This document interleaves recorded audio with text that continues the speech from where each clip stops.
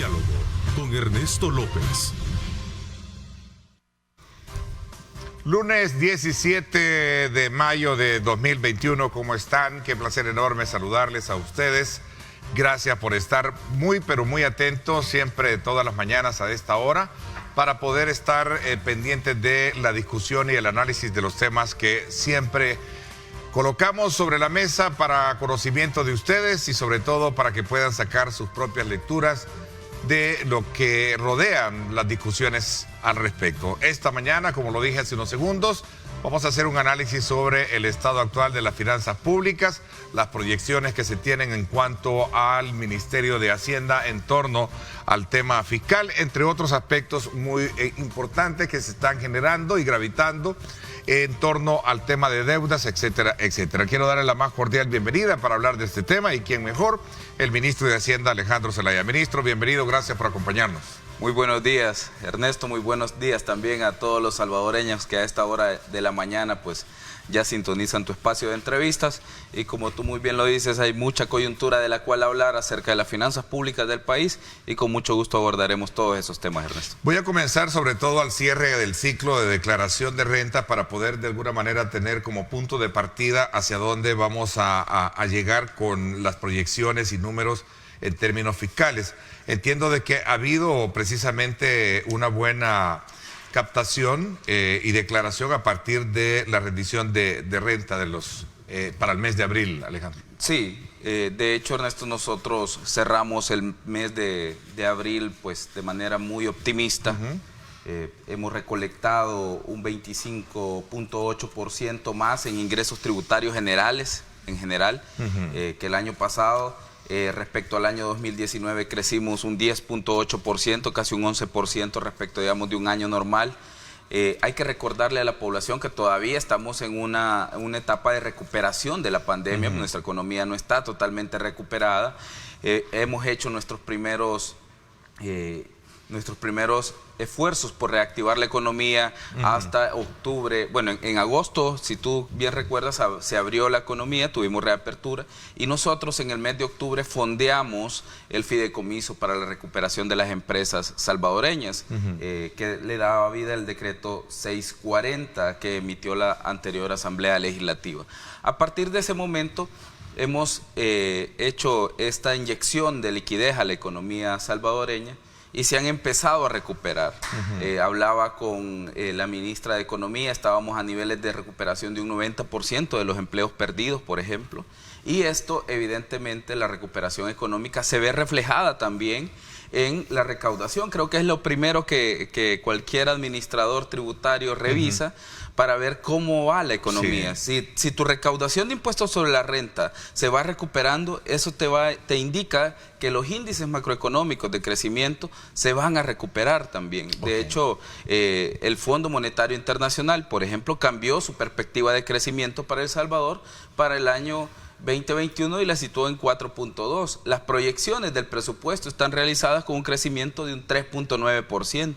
Entonces hay calificadoras de riesgo como Fitch, por ejemplo, que establece que nosotros vamos a crecer un 5% este año. La previsión que tenía el Banco Central de Reserva también fue modificada a finales de marzo por los indicios que vamos teniendo acerca del crecimiento. Entonces, el Banco Central, que había dicho vamos a crecer 3.9%, luego ha situado su proyección de crecimiento entre un 5 y un 6% al final de este año. Nosotros esperamos que incluso esas proyecciones las podamos superar, pero dependerá mucho también de cómo se va comportando la economía. Bueno, creo entonces no haberme equivocado, comenzar precisamente hablando sobre ese, digamos, ese eslabón de toda la estructura fiscal del país.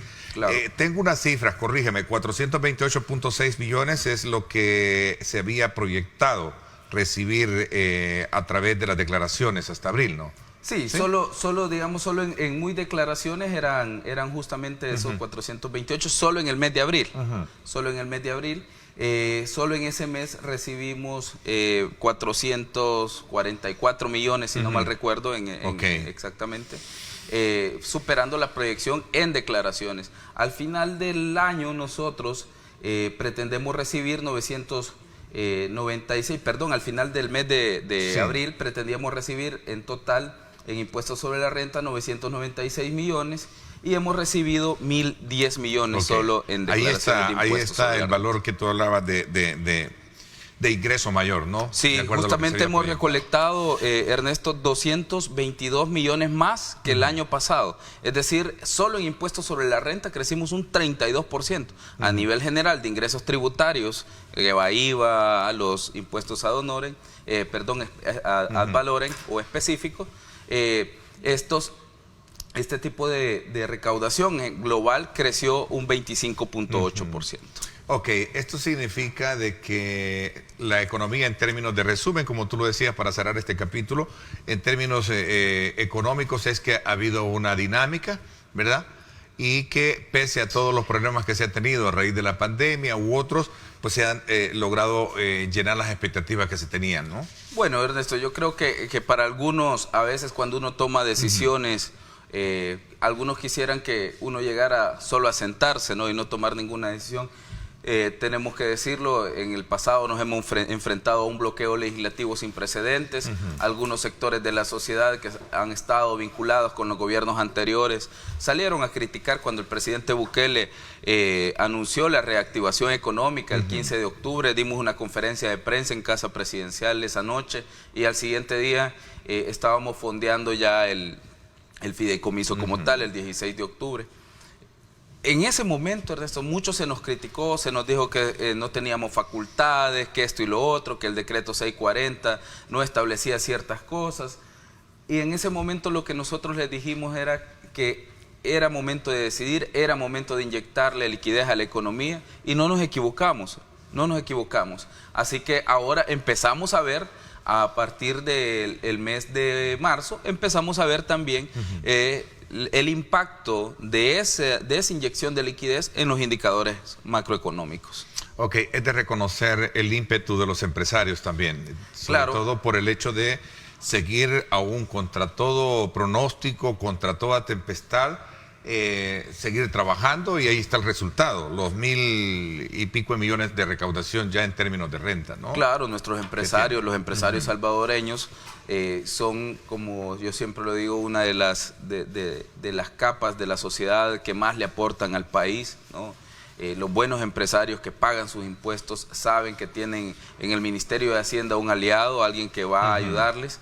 Y también les agradecemos, sobre todo, como tú muy bien lo dices, por ese ímpetu que tienen, que a pesar de las adversidades durante la emergencia por COVID-19, muchos de ellos, unos siguieron las recomendaciones para la reapertura económica. Tú vas a un restaurante y al contrario de otros países, los protocolos de bioseguridad se siguen casi que al pie de la letra.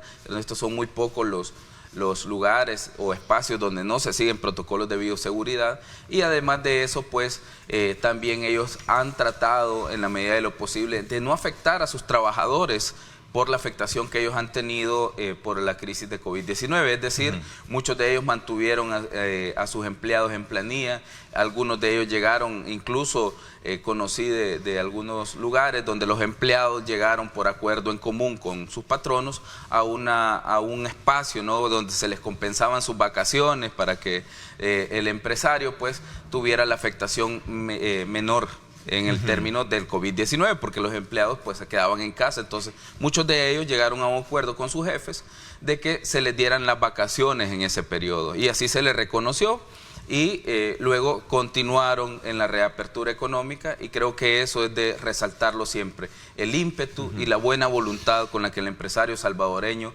ha enfrentado la crisis por COVID-19. Estamos hablando de un ministerio amigable, en términos, y que no se me vaya a malinterpretar, en términos de poder establecer métodos que generen una mejor capitalización de esa relación entre el empresario que, bueno, rinde sus cuentas, rinde sus ganancias, paga sus impuestos, y no esa percepción, no sé si la palabra es correcta, de terror o miedo que se tiene en algún momento. No, Alejandro. Claro, Ernesto, nosotros... O sea, obviamente tenemos dos tipos de empresarios, ¿verdad? El empresario bueno, responsable, que ama su país, y tenemos otros que también están ahí, desde luego, con los problemas de evasión y otros aspectos de irresponsabilidad fiscal, que lo hemos visto, ¿no? Tal cual, Ernesto, tú lo has planteado muy bien.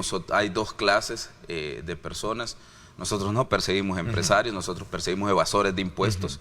Y no lo vamos a dejar de hacer porque evidentemente es un mandato que tenemos de ley. El Código Tributario es claro, sobre todo en el artículo 23, ¿no? También las facultades que tiene el Ministerio de Hacienda son facultades inalienables, es decir, no pueden dejar de ejecutarse las tareas de persecución de la evasión fiscal, porque entonces caemos en el delito de omisión de funciones. Entonces, nosotros con el empresario, siempre lo hemos dicho, tengo muy buena relación, por ejemplo, con gremiales como Coexport, como Casalco, de hecho con la presidenta de Coexport, pues a cada rato nos estamos llamando porque hay una dinámica también. La directora, Silvia. La directora presidenta de Coexport, que es Silvia Cuellar, con ella pues tenemos una muy buena relación porque vemos temas de aduana, vemos temas de impuestos internos, entonces la dinámica con ellos quizás es de las más cercanas. Pero todos los empresarios en general, Ernesto, nosotros no hacemos una distinción entre empresarios pequeños o grandes. ¿No hay ningún tipo de persecución fiscal, producto de una persecución política? Claro que hay una persecución, pero la evasión fiscal. Y el que debe de tener miedo es el evasor de impuestos. De ahí todos los empresarios que pagan sus impuestos, que cumplen con todas sus obligaciones de ley, nosotros los tratamos, como siempre decimos en el Ministerio de Hacienda, nosotros los tratamos como nuestros clientes VIP, porque eso es lo que son.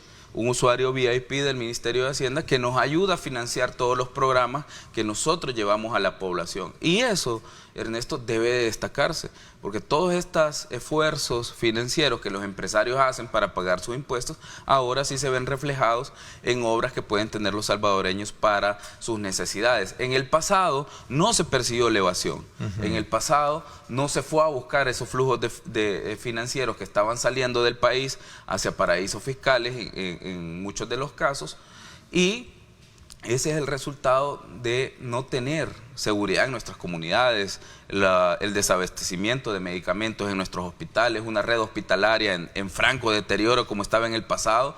En cambio ahora tú puedes ver una red de hospitales moderna, que todavía tenemos mucho por hacer. Claro que sí, todavía hay mucho por hacer en materia de seguridad.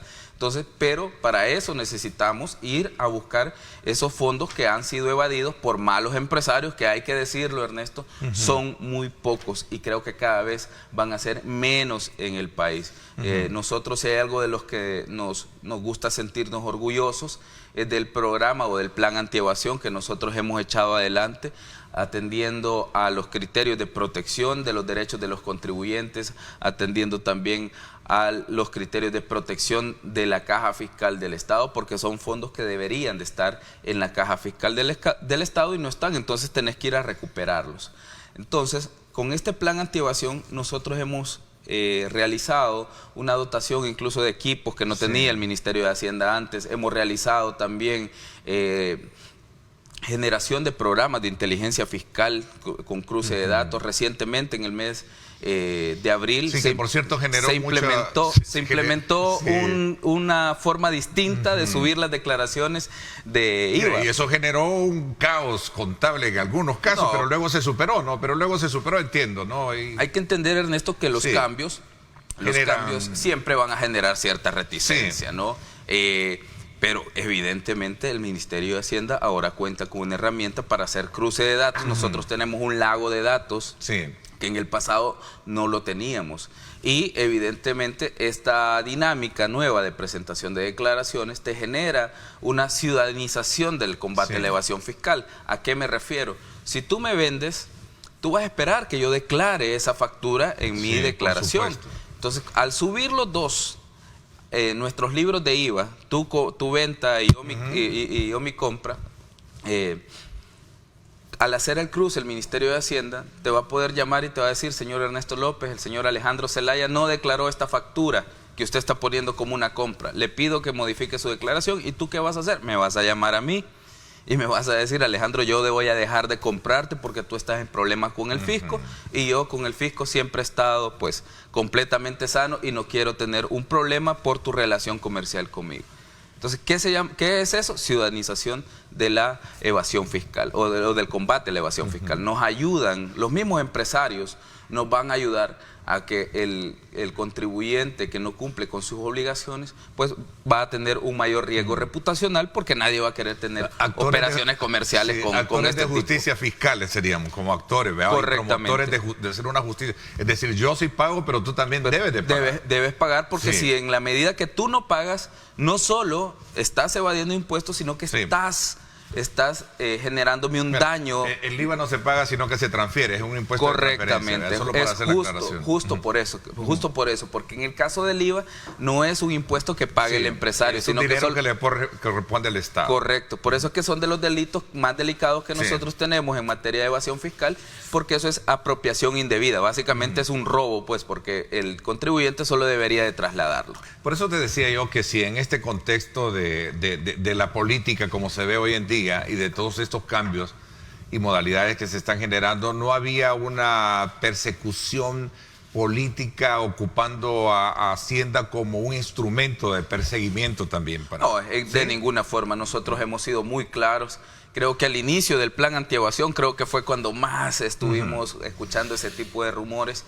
Pero creo que con el pasar del tiempo también, Ernesto, nuestro mismo empresariado empieza a decir, bueno, yo pago mis impuestos, yo no tengo ningún problema con Hacienda. Sí veo que el ministro va a los jueves de evasores, sí veo que lleva casos de evasión millonarios, pero yo estoy pagando mis impuestos, yo estoy contribuyendo como debería.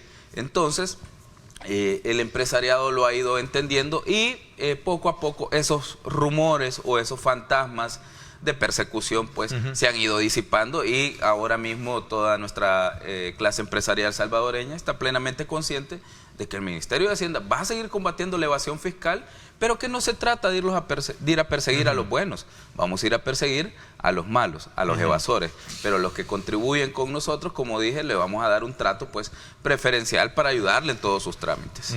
¿Y estos jueves de evasores se mantienen? Sí, se mantienen, son parte de la fase 1 y de la fase 2 del plan antievasión.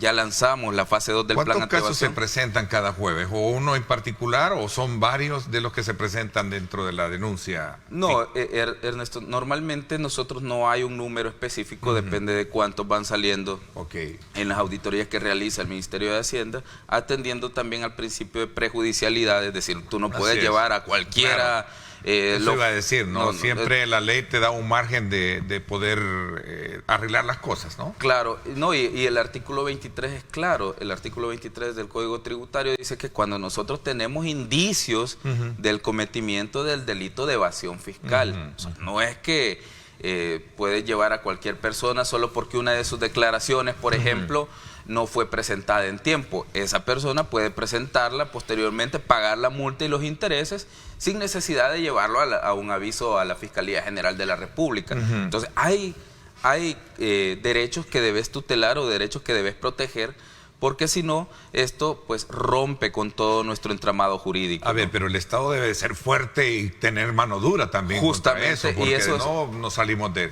Justamente, digamos, y eso es lo que estamos recuperando. Y esa ha sido la lucha que por años los gobiernos han hecho. Bueno, de hecho, hay portillos que hay que cerrar, ¿no? Claro, todavía nos hace falta, por ejemplo, el capítulo de precios de transferencia que fue declarado inconstitucional en el año 2014. Tenemos que reactivarlo con legislación propia, porque en ese momento el problema es que hacía referencia al listado de la OCDE, a la OCDE. Entonces, en esos casos, lo que debe de hacerse es establecer una metodología propia del Salvador para no empeñar la soberanía. Digamos que por derecho constitucional tú no puedes supeditarte a una reglamentación extranjera que no esté basada, es decir, que no sea dentro de un tratado, pues. En ese sentido, por eso se declaró inconstitucional, y ese tipo de herramientas hay que ir a reactivarlas, Ernesto, pero sobre todo creo que nosotros estamos regresándole al Ministerio de Hacienda esa autoridad que había perdido en el pasado. Yo recuerdo escuchar a algunas personas en mi paso por el sector privado, evidentemente antes de ser funcionario público, yo vengo del sector privado, pero yo escuchaba a gente que decía, le llegaba un correo de Hacienda, no, ahí déjalo, si es un correo, ahí déjalo, no importa. Entonces decía yo, pero si es el Ministerio de Hacienda, van a venir, los van a auditar. Y evidentemente era porque se había perdido esa imagen de autoridad. Por ejemplo, en Estados Unidos, nadie duda que el IRS, cuando te envía un correo o una notificación, creo que todo el mundo se pone a temblar y va a sacar su chequera de una vez. Entonces, creo que todas las administraciones tributarias deben de mantener ese peso de autoridad, como la agencia tributaria española, por ejemplo, con quien primero Dios vamos a hacer un anuncio en los próximos días, bastante interesante, Ernesto. Pero lo vamos a contar ya cuando tengamos Mira, Alejandro, ese detalle. Los gobiernos, si hacemos una retrospectiva, todo gobierno habla precisamente de capitalizar su política fiscal como tal, y ya vamos a entrar a hablar del déficit y hablamos de otros aspectos que tienen que ver con la deuda, porque yo creo que eso es lo importante esta mañana, poder hacer aclaraciones sobre esos temas. Siempre todo gobierno habla de que uno de los principales déficits que se tiene es precisamente porque hay sectores como el informal que no paga impuestos y genera riquezas. ¿Cómo se ve digamos, este escenario desde la perspectiva de este nuevo gobierno que está haciendo, de acuerdo a lo que tú me planteas, las cosas diferentes a lo que se han hecho en el pasado? Claro. Mire, la informalidad en El Salvador, al igual que en toda Latinoamérica, es algo que es preponderante de estas economías. Pues, o sea, el caso de El Salvador no es un caso aislado. Sabemos que nuestra informalidad tiene un índice alto, igual que en toda Latinoamérica, como digo, o igual que en toda Centroamérica. ¿Qué tipo de esfuerzos nosotros estamos haciendo? Porque siempre se nos ha dicho, mira, ahí por ejemplo, para decir algo, en el mercado X, el mercado de mayoristas, ahí hay personas que no pagan sus impuestos. Una de las modalidades que nosotros hemos empezado a utilizar fue realizar los cruces de información con la Dirección General de Aduanas. ¿Por qué? Porque a pesar de que estas dos direcciones, impuestos internos y aduanas, dependen del Ministerio de Hacienda, en el pasado las bases de datos no se compartían, Ernesto. Es decir, aduanas tenía una base de datos de importadores y impuestos internos tenía una base de datos de contribuyentes que no cruzaban información. Creo, si no mal recuerdo, hemos presentado 7 casos, 7 casos de personas que importaban más de 4 o 5 millones en frutas y verduras que no eran declaradas después sus operaciones en impuestos internos. Es decir, sí estaban como importadores en la Dirección General de Aduanas, pero para efectos de impuestos internos no existían, no tributaban, no tenían declaraciones. Es algo parecido, pregunta un televidente, al sector transporte colectivo. Es probable, el sector transporte colectivo también tiene un alto grado de informalidad, y que evidentemente nosotros lo que tratamos de hacer ahora es hacer ese cruce de información con otras instancias, como por ejemplo la Superintendencia del Sistema Financiero, porque si tú tenés en tus cuentas bancarias 4 o 5 millones y en tus declaraciones de impuestos sobre la renta o tus declaraciones de IVA tenés factura cero, ¿de dónde estás sacando esa plata? ¿De dónde están saliendo esos flujos de efectivo? Probablemente tú vengas y nos justifiques con un contrato de crédito y nos digas, mire, los 4 millones que usted ve en mis cuentas bancarias son o provienen de un crédito que me acaba de dar el Banco X. Ah, bueno, no hay problema. El tema será cuando tú no tengas documentos para justificar de dónde está saliendo toda esa plata, de dónde están saliendo esos flujos de efectivo. Lo mismo pasa con estas personas que sí importan 17, 20 millones al año en la Dirección General de Aduanas, pero cuando vas a ver sus declaraciones de impuestos sobre la renta, tienen valores cero, es decir, no han facturado nada. Bien. Entonces, sí tenés que pagar el impuesto de aduanas, los que son los aranceles, pero también tenés que pagar los impuestos internos como IVA o el impuesto sobre la renta. Y al no tener esa congruencia entre los dos datos, nosotros pues lo que hacemos es iniciar una auditoría y si vemos que existe un comportamiento recurrente del contribuyente, pues él incurre probablemente en el delito de evasión fiscal y tenemos que presentar el aviso ante la Fiscalía. Este gobierno, esta administración, este trabajo que tú tienes al frente, tú eres el recolector del Estado. Tú eres el recolector del Estado. El cobrador, como decimos. El cobrador, como decimos allá en mi pueblo. Va a pasar por llevar una política de cero tolerancia, me decía. En el tema de multas estaba oyendo la semana pasada, por cierto, una diputada, Dania, estaba hablando sobre iniciativas que busquen de alguna manera, en el caso del sector transporte, poner orden. Claro. Ahí hay multas, por ejemplo, y hablaba precisamente del tema de multas. Claro, y creo que es importante, Ernesto, no solo por el tema, evidentemente nos alegra. Ahí tienes una buena... Porque hay recaudación, ¿no? Sí, una buena recaudación. Hay recaudación. Pero más allá de eso, creo que hay que recordar que este país, históricamente, o por lo menos en los últimos años, nos hemos convertido en un país con muy poca cultura vial de respeto. Y, de acuerdo. Sí. Evidentemente los accidentes que están provocando algunas personas que no siguen las reglas de tránsito, luego nos dejan a nosotros con gente en hospitales. Sí. Que hay que ¿Cómo vamos a hacer para pagar a la gente que algunos lesionan en los hospitales? El grado de siniestralidad es bastante alto. Y su costo en el presupuesto. Correcto, okay. Es bastante alto. Entonces tenemos que atenderlos con presupuesto normal y evidentemente para eliminar ese tipo de prácticas tenés que subir las multas, y eso creo que es a lo que se refería la diputada. ¿Y el cobro González? de las multas se puede? Porque ahí están las multas. No, claro que sí se puede, claro que se puede elevar. Una multa, yo tengo que pagarla el año siguiente, si no, no hay refrenda. No puedes... Y en el sector, y no hablo de los empresarios, porque en este caso son los motoristas los que han ocasionado esa infracción. No, y en muchos de los casos, Ernesto, yo creo que algunos no me dejarán mentir, sí, y recordarán que hemos tenido en este país casos bien simbólicos. Yo recuerdo de una señora en el parque infantil que le tiró, sí, el autobús viéndole enfrente, el conductor. Sí. Entonces, son casos que deben de ejemplarizarse. Claro. Pero el fondo de la discusión es el tema de la recaudación. De la recaudación y del capital. Nos puede ayudar muchísimo para sostener ese tipo de actividades de nuestros hospitales, de nuestros gestores de tráfico. El programa de gestores de tráfico lo paga el Estado, pues. Entonces, para ese tipo de cosas nos puede servir y es una muy buena herramienta. Alejandro, los empresarios, los emprendedores, los que declaramos, esperamos que nuestros fondos se vean, claro, ¿verdad?, invertidos y que se manejen transparentes. Es justamente lo que aspira todo contribuyente, claro, Ernesto. Y es lo mínimo que debemos esperar como contribuyentes. Ok, Hacienda transfirió $1.000 millones sin justificar su gasto. Es una declaración noticiosa que publicó un periódico, El Diario de Hoy, el pasado sábado, por cierto. Ajá. ¿Es cierto esto? Súper interesante, mira, ese tipo de afirmaciones. A lo que ellos se refieren es a la transferencia que nosotros hicimos para la reactivación económica. El fideicomiso, el FIREMPRESA, está constituido por 600 millones, ¿sí?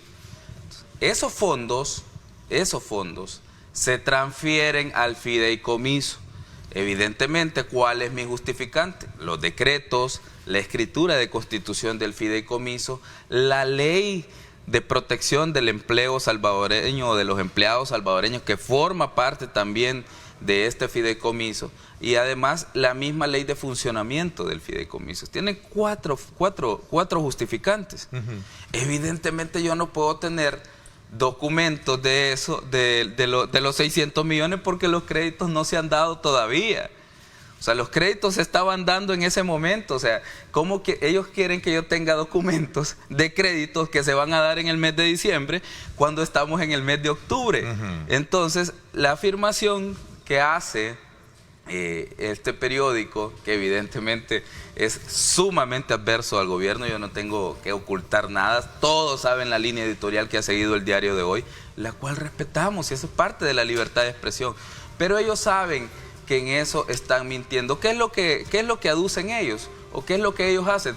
Toman el titular del hallazgo de la Corte de Cuentas, pero luego no ponen los comentarios de la administración, que son parte del informe de auditoría, y luego abajo el mismo informe de auditoría, Ernesto, dice que se han desvanecido. ¿Por qué? Porque ninguna notificación ha llegado al Ministerio de Hacienda con un hallazgo, dándole responsabilidad patrimonial o administrativa a ninguno de nuestros funcionarios.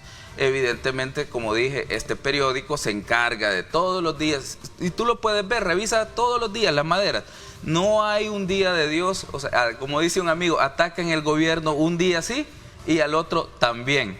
Entonces, ellos tienen una línea política bien marcada que, como dije, les asiste el derecho de hacer política. Si ellos quieren llevarle siempre la contraria al gobierno, está bien. Nosotros no tenemos ningún problema con ellos. Lo que sí vamos a hacer nosotros es siempre salir a desmentirlos, porque no vamos a permitir que, así como hicieron en el pasado, se le mienta a los salvadoreños. Los fondos están ahí, si no, ¿con qué plata le dieron a los prestatarios o a los usuarios del fideicomiso sus préstamos? ¿Con qué plata le dieron a todos los usuarios del fideicomiso sus subsidios para pagar media planilla? No hubiera forma. Todo está haciendo uso de nuestras facultades legales. Claro, a este periódico le hubiera gustado muchísimo que nuestra economía estuviera quebrada, que nuestros empresarios estuvieran pasando un mal momento, que hubiera gente en las calles protestando contra el gobierno por el mal manejo de la reactivación económica. Y eso es lo que les ha dolido, Ernesto. Que por fin hubo alguien que ha tomado decisiones valientes, como lo ha hecho el presidente Bukele, en momentos decisivos y con una visión de largo plazo. Eso es lo que les duele, porque sus aliados, sus ex amigos, ya no tienen oportunidad de manosear los fondos estatales como lo hicieron en el pasado, como con los fondos FECEPE, que eran también en materia de económica, los infocentros, el defalco que se hizo en los infocentros, todos lo recordamos, o ya no. Los desfalcos que se hicieron con el Banco Multisectorial de Inversiones, si tú lo recuerdas, incluso hay una persona de apellido Angelucci que está siendo procesada por todos esos desfalcos. La ex vicepresidenta de la República, Ana Vilma Escobar, por los fondos FECEPE, fue señalada por los fondos FECEPE.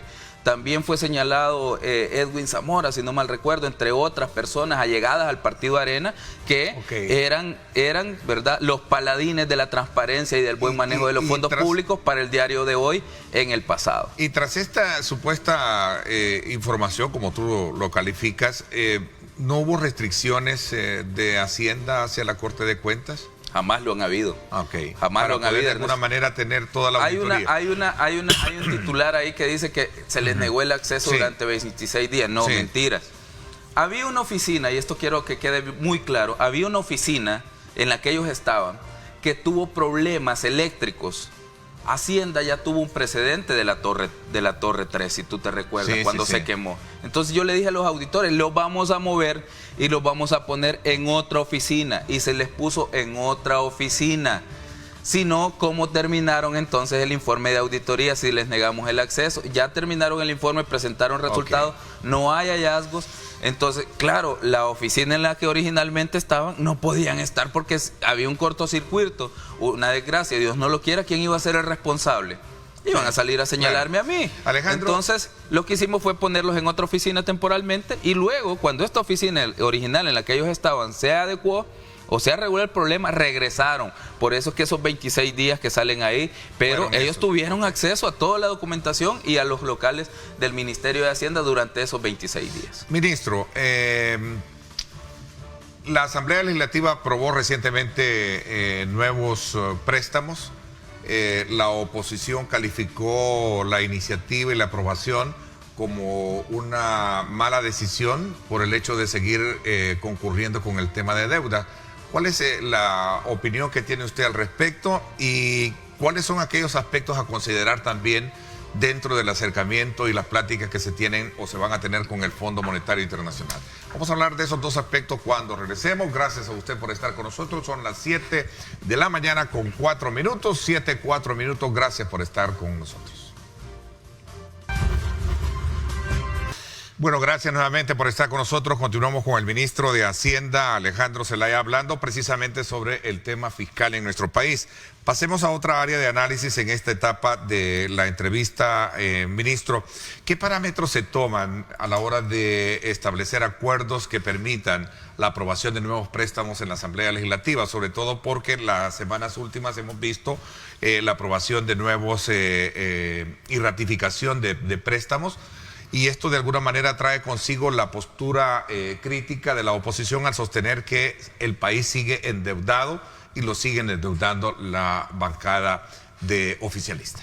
Bueno, Ernesto, lo primero que hay que recordar es cómo nosotros recibimos este país. A mí me sorprende que Arena y el FMLN se deshagan en críticas y críticas ahora mismo de la deuda que se está adquiriendo o de las operaciones que se están aprobando en la Asamblea, cuando ellos dejaron a este país sin obras y endeudado, porque así lo recibimos, sin obras y endeudado. La contribución especial a la seguridad ciudadana que se pagó durante 5 años, desde 2015 hasta el año 2020, porque venció en octubre, el 5 de noviembre de 2020, durante 5 años más o menos se recolectaban entre 130 y 150 millones al año, es decir, en 5 años pudieron haber sido 750 millones que nunca se vieron reflejados en seguridad. Eso en teoría era para invertir en el Plan El Salvador Seguro, pero resultados del Plan El Salvador Seguro eran 23 homicidios diarios. No creo que sean resultados satisfactorios para el financiamiento de un plan, y si es que verdaderamente se estaba invirtiendo. Entonces, ¿qué es lo que le molesta a la oposición? No es que se aprueben, a la oposición no se molesta, Ernesto, por el tema de la deuda. Lo que le molesta es que las operaciones que se están aprobando van a dar resultados y también han sido soportadas con los resultados que hemos tenido en las primeras fases del Plan Control Territorial. Era ejemplo, para esas áreas, pero fueron 1.530 millones lo que justamente se solicitaron de Hacienda. Te quisiera exponer cuáles fueron. Se aprobaron en primera instancia, pero se aprobó la OPD del BESI, que es una operación para financiar la brecha del presupuesto, es decir, estaba aprobada por los diputados de la legislatura anterior, solo era ratificarlo, nada más, por 250 millones a una tasa de 2.62%, que son de las tasas más, digamos, menos favorables, porque aún así es sumamente concesional, es una tasa de 2.62% a un plazo de 20 años y 5 años de gracia. El financiamiento para el Plan Control Territorial fase 2 por 91 millones, también a una tasa de 2.62 a 20 años plazo y 5 años de gracia. Lo mismo con el financiamiento del Plan Control Territorial en su fase 3 por 109 millones. Esas fueron las operaciones que se aprobaron en el marco de seguridad por 200 millones. Pero estos préstamos, Ernesto, si estos préstamos estaban entrampados desde hace un año en la Asamblea Legislativa, si tú lo recuerdas. Tanto que se habló del financiamiento del Plan Control Territorial y ellos decían, ya les aprobamos y jamás aprobaron nada para el Plan Control Territorial. Los resultados que hemos tenido en materia de seguridad hasta este día, los más de 40 días sin homicidios hasta este día, han sido financiados 100% con Fondo General de la Nación, con ingresos propios del Estado, porque los diputados de la legislatura anterior no aprobaban nada. Y esto está entrampado desde hace un año. Todos los salvadoreños saben que estos financiamientos del Plan Control Territorial los dejó atrasados la legislatura anterior.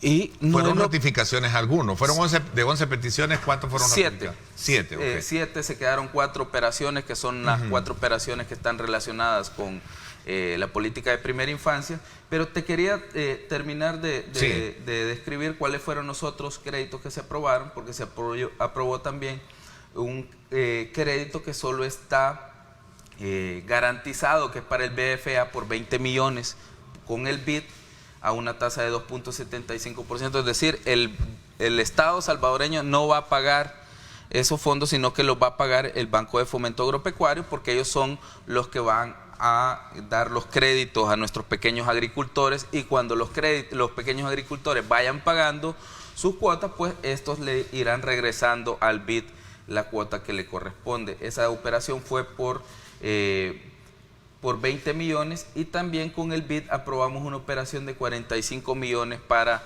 los bosques cafetaleros. Esto ya se había presentado en la legislatura anterior y lo habían aprobado, así que fue ratificación y es a una tasa de 1.22%, 25 años de plazo y 5 años y medio de gracia. O sea, yo no sé si estaríamos de acuerdo, Ernesto, pero alguien me decía a mí que cómo podíamos llamar nosotros préstamo a una operación que nos da 25 años de plazo, y nos da una tasa de interés de un 1.22%. Es 1.2% de interés. O sea, es una facilidad de... O sea, solo en inflación, en otros países, gracias a Dios nosotros tenemos problemas de inflación tan graves por la dolarización o por nuestra moneda, pero solo en inflación esos puntos porcentuales que nos da la operación ya se hubiera terminado o solo sirve para pagar el precio de la inflación en otros países. Es 1.22%. Y este es el tipo de financiamiento que estamos trayendo a El Salvador. Ese tipo de operaciones son las que se opone la oposición. Nos dijeron durante la pandemia, ministro, están tomando deuda demasiado cara, están colocando CETES a 7.5 y colocaron bonos a 9.5. Pues hombre, ahora llevamos operaciones por 200 millones. El crédito o la operación del Banco Mundial para Desarrollo Local por 200 millones está entrampado. Se empezó a negociar en el año 2017 con el gobierno del FMLN y es hasta ahora que nosotros lo estamos desentrampando. ¿Y sabes por qué no lo aprobaron o no lo ratificaron en la Asamblea Legislativa? Por una simple razón. El crédito tenía la modalidad que las obras se hacían en los municipios y los fondos los manejaba centralizado FIDL. A personeros del Banco Mundial le dijeron en el seno de la Comisión de Hacienda, algunos diputados de Arena, eso no lo vamos a aprobar. ¿Por qué? Porque nosotros lo que queremos es que los alcaldes manejen los fondos.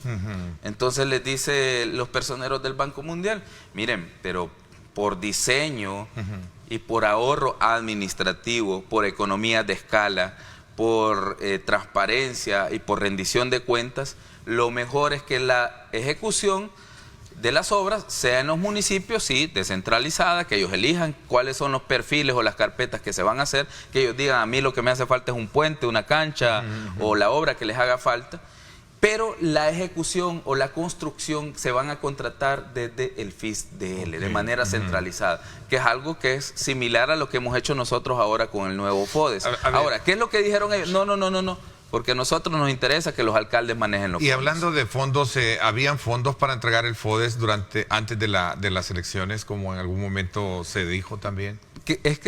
Ernesto, tú tenés, mira, en las cuentas bancarias tú vas a encontrar dinero. Ok. Pero ¿qué vas a pagar? ¿Vas a pagar los salarios o vas a pagar el FODES? ¿Vas a pagar los insumos de los hospitales o pagas el FODES? ¿Vas a pagar la energía eléctrica del Hospital de Salvador? Por orden de prioridades, pago las necesidades básicas de los salvadoreños, salud.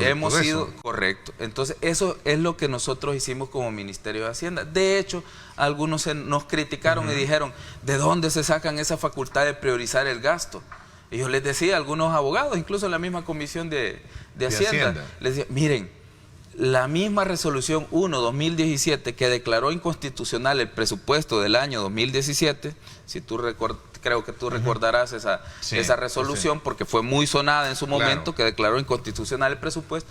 Esa misma resolución dice en uno de sus apartados que el ministro de Hacienda no solo tiene la obligación de administrar la caja, tiene la obligación de priorizar los gastos a fin de que las afectaciones en situaciones de crisis no suspendan, dice, derechos que son más fundamentales que otros. El derecho a la vida es más fundamental que el derecho, por ejemplo, a la economía, porque digamos que el FODES se invertía o se puede invertir en obras, ¿no? Entonces es un derecho, digamos, económico. Entonces el derecho a la vida es un derecho más importante que el derecho a la economía o los derechos económicos. Entonces, ¿qué tú tienes que hacer? Priorizar tu gasto de tal suerte que el Estado asegure salud, asegure que se está protegiendo la vida antes que proteger los derechos económicos, que sí son importantes, pero no son más importantes que eso. Ministro, entonces,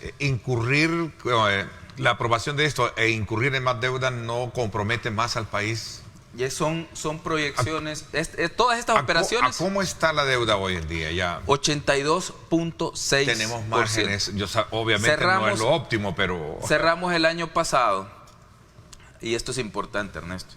Nosotros el año pasado cerramos con un nivel de brecha de 89.1. 88.5, perdón. 88, casi el 90%. No, 88.5. Okay. Y tú me preguntarás, bueno, ministro, si cerraron con 88.5, ¿por qué usted ahora me viene a decir que el nivel de deuda país es 82.6? Bajó. Entonces tú dices, ¿pero cómo es posible? Claro, porque cuando tú reactivas la economía, tu PIB empieza a crecer, el Producto Interno Bruto crece. Crece, obviamente. Entonces, evidentemente, nosotros lo que estamos haciendo, Ernesto, en este momento, tomamos operaciones de crédito para reactivar nuestro país. Las ponemos a disposición de la economía y esto inmediatamente tiene un efecto de crecimiento. Así es como los países crecen. No hay ningún país, por ejemplo, la Alemania post Segunda Guerra Mundial, ¿cómo se levantó? Con el Plan Marshall, claro, de reconstrucción. ¿Y de dónde salió el Plan Marshall? ¿Lo podía pagar Alemania en su momento? No lo podía pagar porque había quedado destruida. Claro. Su economía no estaba produciendo. Entonces, ¿qué fue lo que hizo?